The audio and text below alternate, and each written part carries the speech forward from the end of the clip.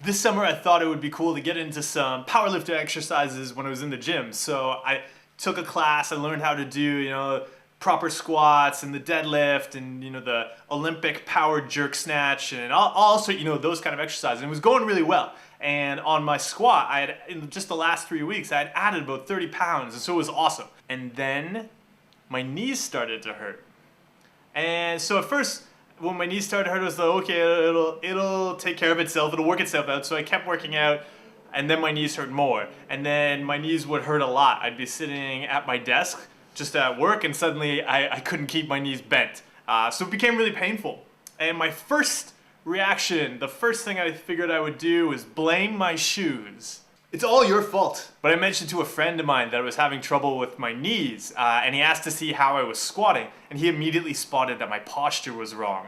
Not only was my posture wrong with how I was squatting and doing a lot of heavy lifting exercises, but my running posture was also off. So the combination of running improperly with lifting heavy weights improperly was really harming my knees. So it wasn't my shoes that were causing the problem, and I was totally ready. I was doing tons of research on shoes online. I was completely ready to go out and buy a really, really expensive pair of shoes because I believe if only I just had those shoes, then all my problems would be solved. But the problem had nothing to do with my shoes. The problem had to do with me and what I was doing and the actions I was taking and the choices I was making in the gym. It turned out I wasn't really engaging the muscles along the side of my legs and my glutes. And you should always engage your glutes. So starting to learn how to squat properly and run properly has actually been surprisingly, so not painful, but it makes my legs really sore because essentially I'm learning how to run for the first time. I'm learning how to lift weights for the first time. And that was just something, especially running, I just took for granted that I knew how to run. But we don't always know how to do the things we do all the time in the best way for our health. So I did something extremely typical there. I wasn't using the muscles that I did have, the right muscles. So I wasn't using the capabilities that I did have. Because of that, I experienced pain. My response to that pain was to blame something I didn't have control over. And to believe that changing that thing that I had no control over would solve all my problems. And now you say, okay, well maybe I do have control over that because I can just buy other shoes. But what I mean by control there, so even if I have the luxury of buying new shoes, say I even had the money to do it, I'm still at the mercy of the shoe company. Because it was my posture that was wrong. If I'd gone and spent the $120 for these great shoes, the pain would have still been there. Because the pain was in how I was doing what I was doing. So then I would have had to deal with the fact, oh, this magic cure that I thought was gonna cure me, without me having to change anything, yes, didn't work. So does that mean I have to live with pain for the rest of my life? You might be wondering, what does me doing squats in the gym have to do with your mental health or my mental health or anybody's?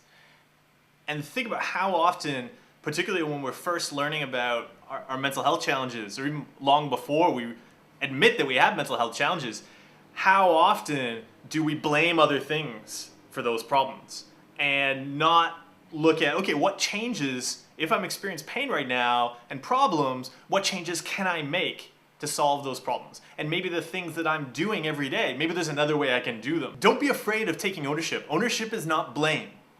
Mental health challenges, they come from a variety of genetic, environmental, social, cultural, learned factors, your own personal choices. That's all the big mix that produces a mental health problem. So there's all sorts of things that factor in there. This isn't about saying all of that is your fault. That's not what ownership is about. Ownership is really about sort of ignoring all that stuff from the past and saying it doesn't matter how you got here. What matters is that you can be responsible for getting you out of here. Your brain changes just like your body changes, but that change takes time, and it takes action, and it takes a lot of changes throughout your life to support that change. Taking ownership also doesn't mean that everything is your responsibility and you're going to take care of everything and you have to do everything on your own.